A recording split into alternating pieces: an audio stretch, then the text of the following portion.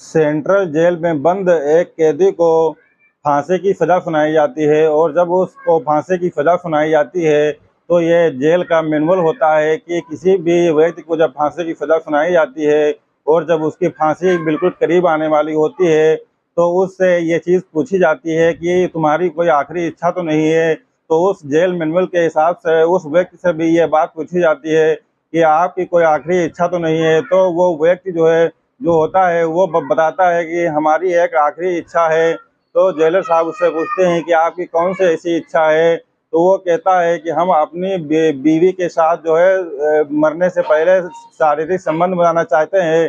तो जेलर साहब जो है सोच में पड़ जाते हैं क्योंकि उनके उनके कार्यकाल में और ना तो इतिहास में कभी ऐसा उस जेल में हुआ ही नहीं था कि इस तरीके की कोई डिमांड करे। लेकिन जेलर साहब फिर भी जो है उसकी बात को मान लेते हैं और कहते हैं कि ठीक है, हम आपकी बात को मान लेंगे और जो है आपने जो ये शर्त रखी है इसको जो है हम पूरी करवा देंगे। उसकी पत्नी को जो है बुलाया गया था, लेकिन जेलर साहब जो होते हैं वो जेल में दो खुफिया जो है कैमरे लगवा देते हैं और वो कैमरे ऐसे होते हैं जिसमें जो है वॉइस रिकॉर्डिंग भी होती है, जिसके जरिए जेलर साहब ये जानना चाहते थे कि आखिर ये अपनी बीवी के ऊपर इतना क्यों मर रहा है कि मरने के टाइम भी अपनी बीवी के साथ ये शारीरिक संबंध बनाना चाहता है। तो ऐसी क्या वजह है, उस बीवी में ऐसी क्या वजह है जिसकी वजह से ये ऐसा जो है ऐसी डिमांड कर रहा है। तो इसलिए वो दो खुफिया कैमरे उसमें जो है लगवा देते हैं और लगवाने के बाद उसका डायरेक्ट लिंक जो है अपने ऑफिस में बैठ करके देखते हैं कि ये लोग इस बंद कमरे में क्या कर रहे हैं। इसी सिलसिले में जो है बात जब आगे बढ़ती है जब वो उसकी बीवी आ जाती है तो जेलर साहब जो है उस सिपाही से कहते हैं कि उसकी बीवी आ गई है। तो उसकी बीवी को लेकर के अंदर जाया जाता है। दोस्तों, इसके बाद क्या होता है और क्या नहीं होता है इस कहानी को हम जानेंगे आगे। अगर आप हमारे चैनल पर नए हैं तो हमारे चैनल को सब्सक्राइब कर लीजिए और एक लाइक करिए और कमेंट तो जरूर करिए। मैं शादाब खान, अस्सलाम वालेकुम, नमस्कार। आज आज की कहानी मौत से पहले अंतिम इच्छा के तौर पर सौगात मनाने की है। दोस्तों, दो दोस्त होते हैं, एक का नाम जो है अर्जुन होता है और दूसरे का नाम विमल होता है।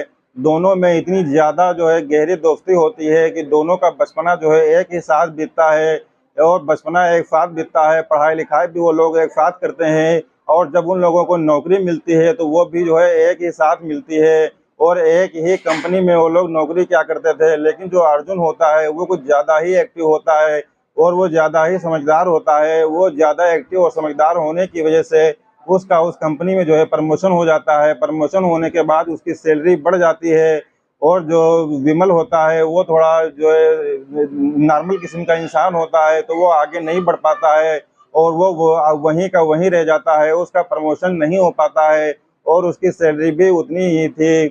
लेकिन जो है दोनों दोस्तों में बहुत ज़्यादा गहरी दोस्ती थी, तो इसलिए जो है आपस में कोई संबंध उन लोगों के जो है खराब नहीं होते हैं। एक दिन किसी बात को लेकर के अर्जुन ने विमल को अपने कमरे पर बुलाया और दोनों में जो है आपस में कहा-सुनी हो गई और कहा-सुनी इतनी ज़्यादा हो गई कि दोनों में जो है हाथापाई होने लगी। और जब अब बात हाथापाई तक आई उसके बाद जो है उसके बाद जो अर्जुन होता है तो अर्जुन के बगल में जो है सब्जी काटने वाली एक छुरी रखी होती है, वो छुरी को उठाता है और विमल के ऊपर जो है विमल के गर्दन के ऊपर जो है वो छुरी चला चला चला देता है जिससे उसकी नस कट जाती है।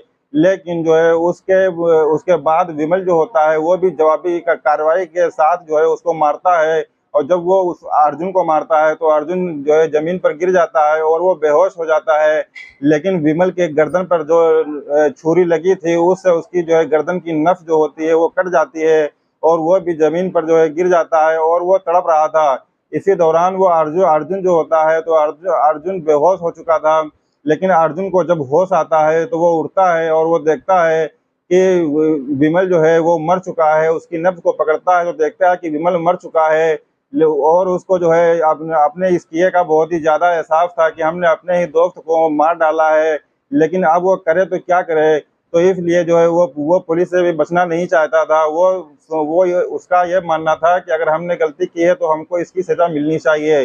इसलिए वो जो है छिपता छिपाता नहीं है, वो डायरेक्टली जो है पुलिस को फ़ोन करता है और कहता है कि हमने जो है हमसे एक जो है मर्डर हो गया है, तो आप यहाँ पे आ जाइए। तो पुलिस बल जैसे ही इस बात को सुनती है, वो तुरंत मौके पर जो है पहुँचती है और पहुँचने के बाद उस लाश को अपने कब्जे में ले लेती है और उसको पोस्टमार्टम के लिए भेज देती है और उस अर्जुन को जो है गिरफ्तार कर लेती है। गिरफ्तार करने के बाद थाने ले आती है और थाने में उससे पूछताछ की जाती है कि आपने ये मर्डर आखिर क्यों किया? तो वो यही बात बताता है कि ये मर्डर मुझसे हो गया है और मैं इस गुनाह को कबूल करता हूँ, लेकिन इसके आगे वो कोई बात नहीं बताता है। मामला कोर्ट में जाता है, कोर्ट में सुनवाई होती है। सुनवाई होने के बावजूद जब जज साहब उससे पूछते हैं कि आपने ये गुनाह किया है, तो वो कहता है कि हाँ सर, मैंने ये गुनाह किया है और इसकी सज़ा मुझे मिलनी चाहिए। लेकिन जब जज साहब उससे पूछते हैं कि आपने ये गुनाह क्यों किया है, तो वहाँ भी वो ये चीज़ नहीं बताता है कि हमने ये गुनाह क्यों किया है। लेकिन जो है वो इस राज को राज ही रहने देता है और अपनी सज़ा भुगतता है। तो उसको पहले तो 6 महीने की सज़ा होती है, उसके बाद जब उसके ऊपर चार्जशीट लगाकर जब उस पे जो आरोप सिद्ध हो जाता है, तो जब वो खुद कबूल कर लेता है इस बात को कि मैंने इनकी हत्या की है, तो उसको जो है फांसी की सज़ा हो जाती है। किसी भी व्यक्ति को जब फांसी की सज़ा सुनाई जाती है, तो जब उसकी फांसी करीब आ जाती है, तो जेल मैनुअल के हिसाब से उसकी आखिरी इच्छा उससे पूछी जाती है। तो उस अर्जुन से भी उसकी आखिरी इच्छा पूछी जाती है कि तुम्हारी कोई आखिरी इच्छा हो तो बता दीजिए। उसकी जो है फांसी को मात्र 2 दिन बचे थे, तो जेलर साहब जब उससे आखिरी इच्छा के बारे में पूछते हैं, तो वो कहता है कि जी मेरी एक आखिरी इच्छा है कि मैं अपनी बीवी के साथ सुहागरात मनाना चाहता हूँ। तो वो जेलर जो होते हैं वो सोच में पड़ जाते हैं और उनके साथी जो सिपाही लोग होते हैं वो सब हंसने लगते हैं और कहते हैं कि ये जेल के इतिहास में पहली बार किसी ने ऐसी डिमांड की है। और जेलर साहब जो है उनके भी कार्यकाल में कभी किसी ने ऐसी कोई डिमांड नहीं की थी। तो जेलर साहब सोचते हैं कि ठीक है, अगर ये जो है मरने ही वाला है और 2 दिन के बाद जो है इसको फांसी की सजा हो जाएगी, फांसी हो जाएगी, तो इसी क्यों ना जो है इसकी जो आखिरी इच्छा है वो पूरी कर दी जाए।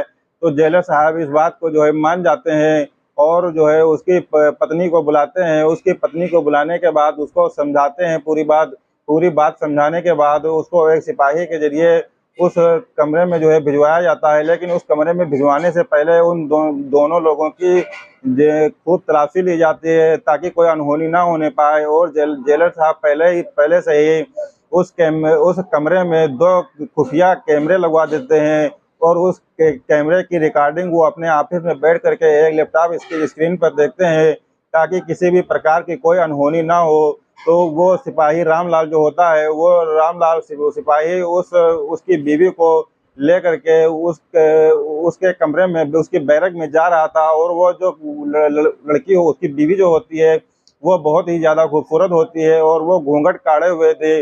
और जो है उसको सिपाही ले करके उसके बैरक में जाता है, उसके बैरक में छोड़ करके आता है और छोड़ करके जैसे ही बाहर निकलता है, तो वहाँ पे जो है उसमें जो है जो दरवाज़ा लगा होता है उस बैरक में, उसमें कुंडी नहीं होती है, उसमें केवल पर्दा पड़ा होता है और बाहर 2 गार्ड खड़े कर दिए जाते हैं कि कोई भी अनहोनी ना हो। और वो जो जेलर साहब होते हैं, वो रामलाल सिपाही जो होता है वो उनसे थोड़ी ज़्यादा अच्छी बॉन्डिंग होती है। तो जेलर साहब उसको अपने कमरे में बुलाते हैं और कहते हैं कि जो है बैठिए और जो है ये यहाँ पे जो है क्या हो रहा है उसको देखिए। लेकिन जो है वो सोच में पड़ जाता है कि कोई किसी की प्राइवेसी को जो है अपनी इसके ऑन द स्क्रीन कैसे दे सकता है, एक मियाँ बीवी के अंतरंग पलों को कोई कैसे दे सकता है। वो बहुत ज़्यादा शर्मिंदा हो जाता है और वो अपनी नज़रें झुका लेता है। लेकिन फिर भी जो है वो वहाँ से जाने के लिए कहता है, लेकिन जो जेलर साहब उसको जो है बुला लेते हैं और कहते हैं कि यहीं पे बैठिए। तो पूरा स्टाफ वहीं पे बैठा होता है और उसको जो है देख रहा होता है कि अंदर क्या हो रहा है। जब वो सिपाही रामलाल उसको उसकी बीवी को उसके बैरक में भेजने जाता है, तो उससे पहले एक राउंड पर जाता है और राउंड पर जब जाता है तो उसके सामने जो है घुटनों के बल वो सिपाही बैठकर उससे पूछता है कि जो है तुमको क्या दिक्कत है। तो वो कहता है कि हमको कोई दिक्कत नहीं है। और वो इतना सुकून में इतना इत्मीनान से बैठा हुआ था जैसा कि जो है उसको मौत से कोई डर लगता ही नहीं है। तो सिपाही ने जो है कहा कि आपने जो है आखिर ऐसी डिमांड क्यों की है, आपकी मौत में केवल 2 दिन बचे हैं, 2 दिन के बाद आपको फांसी हो जानी है और आपने ऐसी डिमांड की है। ऐसे वक्त में तो आपको ऊपर वाले को याद करना चाहिए और अपने गुनाहों की माफ़ी मांगनी चाहिए। लेकिन आपने ऐसी जो है डिमांड की है और ऊपर से आपके चेहरे पर कोई शिकन भी नहीं है, कोई पछतावा भी नहीं है। तो वो कहता है कि मुझे कोई पछतावा नहीं है, लेकिन मुझे सिर्फ एक ही पछतावा है कि मैंने अपने दोस्त का नाजायज़ कत्ल कर दिया, वो भी अपनी बीवी के चक्कर में। ये सारी बातें वो कहता है और इसके बाद जो है वो उसके वायरलेस पे जो है ये खबर आ जाती है सिपाही के वायरलेस पे कि जो उसकी बीवी आ गई है। फिर वो उसकी बीवी को छोड़ के वापस चला आता है और स्क्रीन पर जो जेलर साहब जो होते हैं वो देख रहे होते हैं। तभी वहाँ पर कुछ ऐसा होता है कि जेलर साहब देखकर जो है चीख पड़ते हैं और अपने सभी साथियों के साथ वहाँ पर जो है भागते हुए जाते हैं। तो वो जैसे ही जब भागते हुए जाते हैं और वहाँ पे कमरे में जब जाके उसके बैरक में जाकर के देखते हैं तो वहाँ पे पाते हैं कि जो उसकी बीवी होती है वो थोड़ा तगड़ी तंदुरुस्त थी और वो जो उसका आदमी होता है अर्जुन वो थोड़ा इतना तंदुरुस्त नहीं था। तो वो जो है पहले तो वो उसका घूंघट हटाता है, उससे बातचीत करता है और उससे कहता है कि हमने जो है अपने दोस्त को केवल तुम्हारे चक्कर में जो है मार दिया, उस चीज़ का हमें बहुत ही ज़्यादा अफसोस है और जबकि गलती तुम्हारी थी। बाद में हमको इस बात का पता चला और इतना अच्छा हमारा दोस्त था, हमने उसको जो है मार दिया है। जेलर साहब जो होते हैं वो सिपाही रामलाल को अपने पास बैठने के लिए कहते हैं, लेकिन वो बहाना बनाता है और कहता है कि हम राउंड पर जा रहे हैं और राउंड पर आकर के जो है अभी आएंगे। लेकिन जेलर साहब उसका हाथ पकड़ते हैं और कुर्सी पर बिठा देते हैं और कहते हैं कि यहाँ पे बैठ करके जो है इस लैपटॉप की स्क्रीन पर देखो कि अंदर क्या हो रहा है। तो वो उसको अपने पास जो है बिठा लेते हैं और बिठाने के बाद जेलर साहब जो है उसको हाथ पकड़ के बिठाने के बाद वो उसको जो है दिखाते हैं और जो औरत होती है तो जो है वो जेलर साहब जो उस सिपाही से कहते हैं कि ये वैसे भी जो है 2 दिन के बाद ये विधवा हो जाएगी, तो हम इसकी कुछ मदद कर देंगे। तो वो सिपाही जो है तुरंत समझ जाता है इस बात को कि ये जेलर साहब क्या कहना चाह रहे हैं और वो जेलर सोचता है कि उसका वीडियो जो है बना करके और उसको ब्लैकमेल करेंगे, उसके बाद जो है उसके साथ गलत काम करेंगे।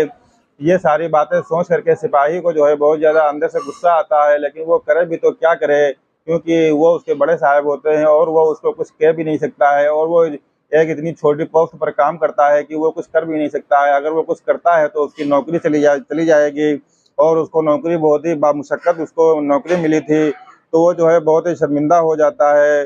सिपाही जो होता है वो शादीशुदा था, इसीलिए वो इस बात को अच्छी तरीके से समझ रहा था कि जो है ये बैरक के अंदर से जो है ले करके गए थे और उसमें जो बैरक के अंदर जो 2 कैमरे लगाए गए थे वो बहुत ही उच्च क्वालिटी के थे, बहुत ही क्लियर साफ-साफ उसमें सब कुछ दिखता था और उसमें वॉइस रिकॉर्डिंग भी लगी हुई थी, जिससे कि वो कमरे के अंदर की पूरी आवाज़ जो होती है वो पूरी की पूरी आवाज़ क्लियर जो है आती है और उन आवाज़ों को सुना जाता है। उन स्क्रीन पर सब कुछ जो है देख रहे थे, लेकिन सिपाही शर्मिंदा हो जाता है और वह अपना सर झुका लेता है और वह पत्नी पति के सामने बैठती है और जो पति होता है वो उसका घूंघट जो है हटा देता है और उससे कहता है कि हमने जो है तुम्हारे खातिर अपने दोस्त की जो है हत्या कर दी है और ये बहुत ही गलत काम मुझसे हो गया है। फिर पति ने जो है पत्नी के ऊपर बैठ करके जो है उससे जो है बदला लेना चाहा, लेकिन जो है पत्नी इतनी मजबूत होती है, वो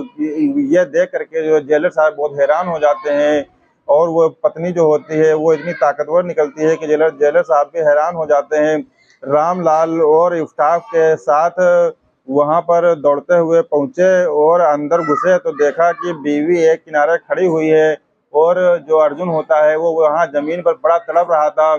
तो ये सारी चीज़ें देख करके वो जेलर साहब जो होते हैं तो वो उसकी बीवी के बाल पकड़कर उसको घसीटते हुए बाहर ले आते हैं और उसके बाद वो अपने कमरे में उसको लेकर के चले जाते हैं। तभी जो है वो सिपाही जो रामलाल होता है वो जो है वो उस कैदी नंबर 143 के बैरक में जाता है और अर्जुन से पूछता है कि तुम हमेशा तो खामोश रहते हो, कभी कोई बात तो बताते नहीं हो, क्या आज भी तुम कुछ नहीं बताओगे? तो वो कहता है कि जो है ठीक है, आज हम आपको जो है ये कहानी बताने जा रहे हैं। आज तक हमने ये कहानी किसी को नहीं बताई है, लेकिन आज हम आपको ये कहानी बताने जा रहे हैं। तब वो अपनी पूरी कहानी उस सिपाही को बताता है।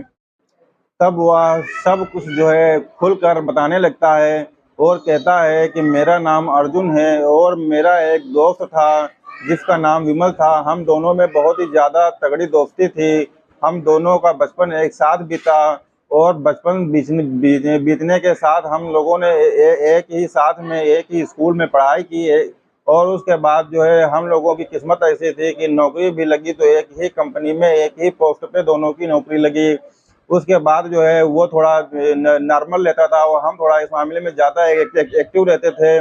तो उसके बाद जो है हमारी जो है प्रमोशन हो, इसी दौरान हमारी जो है शादी हो जाती है। और वो लड़की जो होती है विजय लक्ष्मी, तो वो हमारी हमारी बीवी का नाम विजय लक्ष्मी होता है और वो हमारे घर में जो है लक्ष्मी बनकर आती है। और उसी दौरान हमारा जो है प्रमोशन हो जाता है और हमारी सैलरी भी बढ़ जाती है और हमारा कामकाज भी थोड़ा बढ़ जाता है। लेकिन जो विमल होता है वो वहीं रहता है, अपनी पोस्ट पर बना रहता है। उसका जो है कोई प्रमोशन नहीं होता है, उसकी कोई सैलरी नहीं बढ़ती है। इस बात का हालांकि दुख हमको भी था क्योंकि वो हमारा जिगरी दोस्त था, बचपन का दोस्त था, साथ में पढ़ा लिखा था। लेकिन हम क्या कर सकते थे क्योंकि वो थोड़ा इतना ज़्यादा वो एक्टिव नहीं रहता था काम धाम में, तो इसीलिए वो अपनी पोस्ट पे रहता है और हमारा प्रमोशन हो जाता है। और इसी दौरान जो है हम ज़्यादा बिजी रहने लगे थे और वो उसको जो है शाम में जल्दी छुट्टी मिल जाती थी। तो अगर कोई भी सामान हमको जो है मंगाना होता, क्योंकि अपनी बीवी को इतना वक्त में दे नहीं पाता था, तो मैं उससे जो है सामान मंगवा के जो है और उससे कहता था कि ये सामान ला करके जो है अपनी भाभी को दे दो जा करके। लेकिन मैं देख रहा था कि मेरी बीवी जो आरूसी होती है वो कुछ दिनों से ज़्यादा ही परेशान रहती थी। तो मैं उससे अक्सर ये बात पूछा करता था कि तुम परेशान क्यों हो, तो वो जो है कुछ नहीं बताती थी। एक दिन मैंने जो है बहुत ही सख्ती की उससे और पूछा कि तुम परेशान क्यों रहती हो, तो वो बताने लगी कि जो आपका दोस्त विमल है वो मुझ पर जो है बुरी नज़र डालता है और वो मुझसे जो है ठीक से जो है उसका बिहेव नहीं करता है, वो हमारे साथ मिसबिहेव करता है और वो गंदी नज़रों से हमको देखता है। तो वो जो ये सारी बातें सुन करके अर्जुन जो होता है उसको जो है बहुत गुस्सा आता है और वो सोच में पड़ जाता है कि ऐसा हो ही नहीं सकता है, क्योंकि वो हमारा इतना अच्छा दोस्त है, हमारे हमारे और उसके बीच में इतनी अच्छी बॉन्डिंग है। लेकिन वो अपनी पत्नी को भी इतना ज़्यादा प्यार करता था कि उसकी भी बात मान लेता है। लेकिन फिर भी जो है वो उसको अपने दोस्त के ऊपर पूरा भरोसा था और वो ये सोचता है कि पहले हम इस चीज़ की तस्दीक कर लेंगे, उसके बाद में कोई कदम उठाएंगे। तो इसी दौरान जो है वो एक दिन जो है अपने दोस्त विमल को जो है पैसा देता है और कहता है कि कुछ सब्जियां बाजार से ला करके अपनी भाभी को दे दो जा करके। और पीछे से जो है खुद उसका पीछा करते हुए वो भी जो है पीछे पीछे आता है और विमल जो होता है वो आगे आगे आता है। और घर में विमल पहले एंट्री करता है और वो सामान ले जा करके अपनी भाभी को देता है और ड्राइंग रूम में जा करके उनसे बातचीत करने लगता है। इसी बीच जो अर्जुन होते हैं वो भी जो है घर में प्रवेश करते हैं और वो दूर खड़े होकर के ये सारी चीजें देख रहे थे। और उससे जो है जो आरुषि होती है, आरुषि से विमल जो है बात कर रहा था। तो आरुषि कह रही थी कि अब बहुत ज्यादा हो गया है, हद से ज्यादा हो गया है, तुम अपनी हद में रहो। ये सारी बातें जो होता है वो अर्जुन सुन लेता है। वो ये सारी बातें सुनने के बाद वो अपने कदम पीछे खींच लेता है और वो अपने घर से वापस चला आता है। और उसके बाद वो अपने ऑफिस चला जाता है फिर से। उसके बाद वो सोच में पड़ जाता है कि आखिरकार ये कैसे हो सकता है, क्योंकि ये हमारा इतना अच्छा और इतना जिगरी दोस्त है, उसके बावजूद भी ये हमारी बीवी के साथ गलत काम करने की सोच रहा है, ये कैसे हो सकता है। और कुछ दिन जो है बीत बीत जाते हैं। कुछ दिन बीतने के बाद जो है वो जो अर्जुन होता है वो अपनी बीवी को मायके भेज देता है और अपने घर पर अकेला रहने लगता है। इसी दौरान जो है दोनों लोग ऑफिस जाया करते थे। उसके बाद जो है एक दिन ऐसा होता है कि अर्जुन जो है जब ऑफिस से शाम को वापस अपने घर लौट रहा था, तभी वो अपने दोस्त जो विमल होता है उसको भी अपने साथ ले आता है और दोनों लोग एक कमरे में बैठते हैं, चाय चाय नाश्ता करते हैं। उसके बाद में जो है जो अर्जुन होता है वो विमल से पूछना चाहता था कि तुम आखिरकार मेरी बीवी आरुषि के साथ ऐसा कैसे कर सकते हो।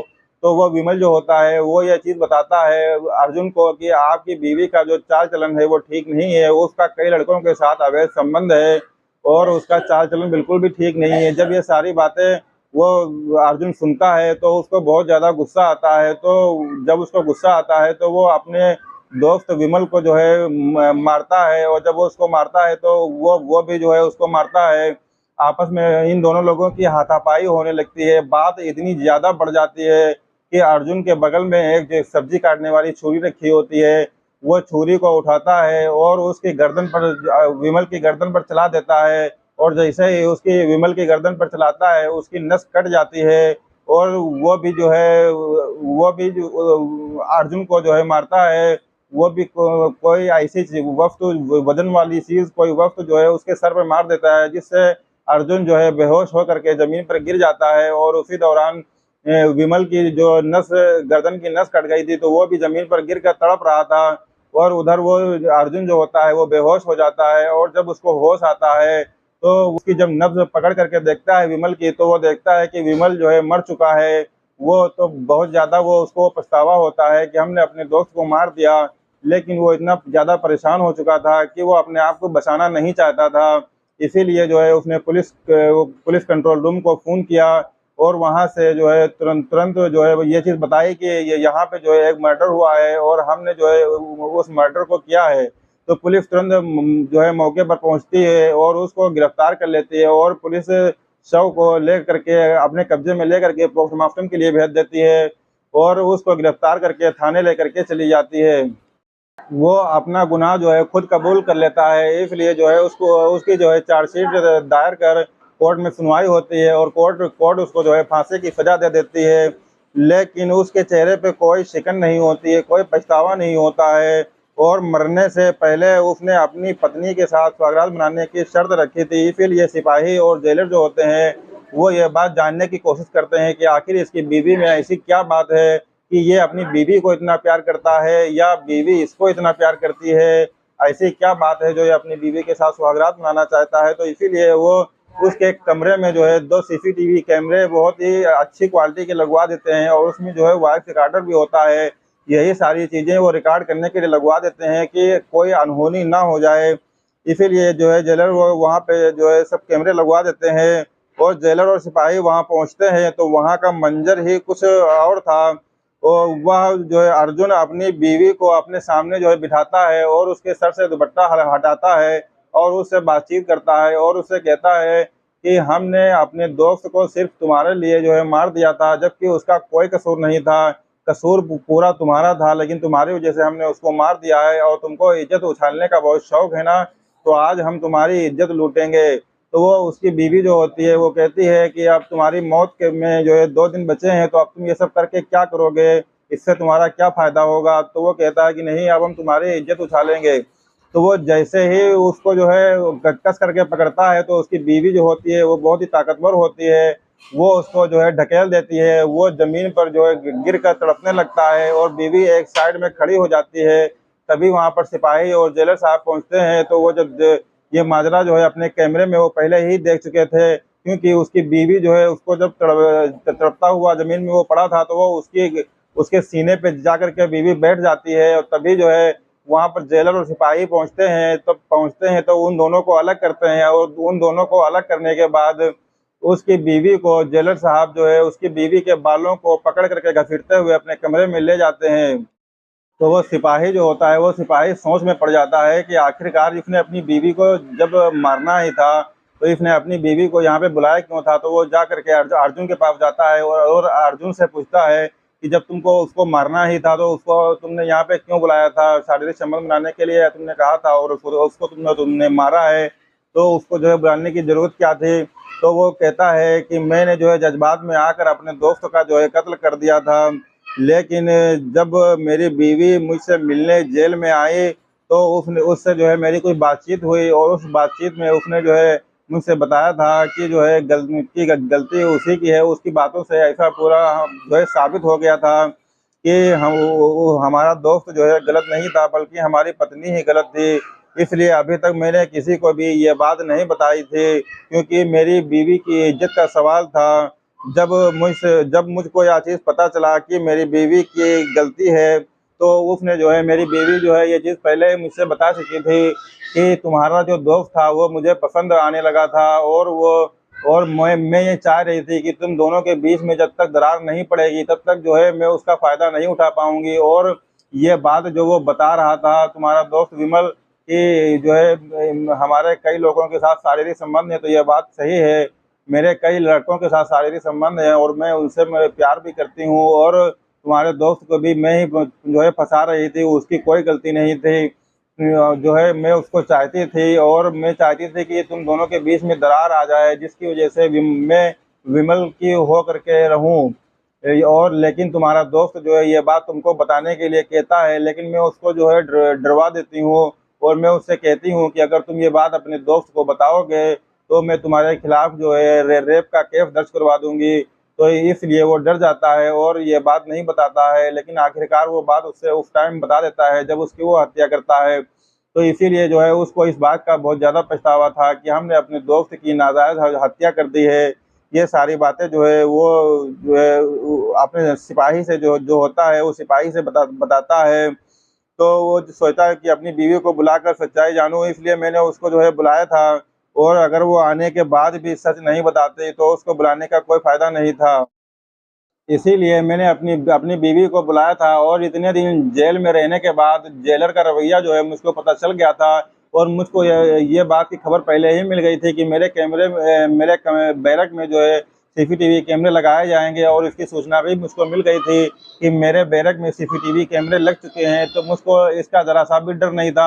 और डर इसलिए नहीं था क्योंकि मैं जानता था, क्योंकि जो है मैं कोई गलत काम नहीं करूँगा, और जो भी हमारी बीवी कोई भी गलत काम करेगी तो वो जो है रिकॉर्ड पर होगा। और रिकॉर्ड जब जेलर साहब देखेंगे तो वो खुद समझ जाएंगे कि किसकी गलती है। इसीलिए जो है मुझको इस बात का कोई भी पछतावा नहीं था। पछतावा अगर मुझे किसी बात का है तो वो सिर्फ इस बात का पछतावा है कि मैंने जो है जज्बात में आ करके जो है उसको जो है गलत समझ करके मैंने अपने दोस्त का जो खून खून किया उसका सिर्फ मुझे मुझे पछतावा है। और मैं तो अब ये बात भी सोच रहा हूँ कि इसमें जो है मेरी बीवी की गलती है तो उसको भी इस चीज़ की सज़ा मिलनी चाहिए, और उसके जो है सख्त से सख्त सज़ा मिलनी चाहिए। यह सोचकर जो है सिपाही जो है हैरान रह जाता है।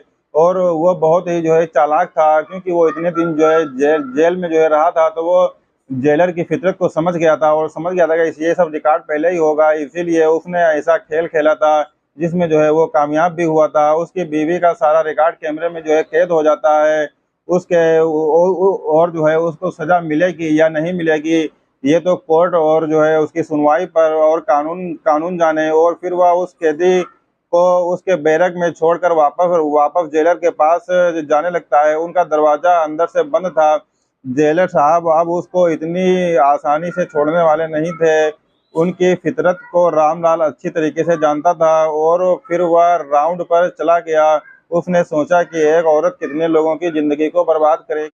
उसने ना जाने कितने लड़कों की ज़िंदगी बर्बाद कर दी थी, और साथ में जो उसका खुद का पति होता है अर्जुन, उसको भी मौत की दहलीज पर ला करके खड़ा कर देती है। उसको भी फांसी की सज़ा हो जाती है, लेकिन उस लड़की को बिल्कुल भी अफ़सोस नहीं होता है, क्योंकि उसका तो यही काम ही होता है। तो जो है उस जेल में रहते हुए सिपाही यह समझ गया था कि यहाँ पे जो है जज्बात में आकर के बहुत सारे ऐसे केस हो जाते हैं जिसमें लोग जज्बात में आकर के एक दूसरे का खून कर देते हैं, और उसके बाद उनको जो है सज़ा काटनी पड़ती है। किसी को फांसी की सज़ा हो जाती है। लेकिन किसी को भी जो है कोई काम बगैर सोचे समझे नहीं करना चाहिए। कोई अगर किसी पर इल्ज़ाम लगाता है तो पहले उसको जो है साबित कर लेना चाहिए, उसको सोच लेना चाहिए, समझ लेना चाहिए, उसकी तस्दीक कर लेना चाहिए, बाद में कोई कदम उठाना चाहिए। दोस्तों, अगर आपको ये हमारी कहानी अच्छी लगी हो तो प्लीज़ इसको लाइक कीजिएगा, और हमारे चैनल पे अगर आप नए हैं तो आप चैनल को सब्सक्राइब कर लीजिएगा, और कमेंट तो ज़रूर कीजिएगा, क्योंकि हमारी कहानी कैसी लगी ये सारी बातें उसमें जो है लिखिएगा। और जो है मिलते हैं एक नई कहानी के साथ एक नए दिन पे, तब तक के लिए शब बख़ैर और आप अपना ख्याल रखिए।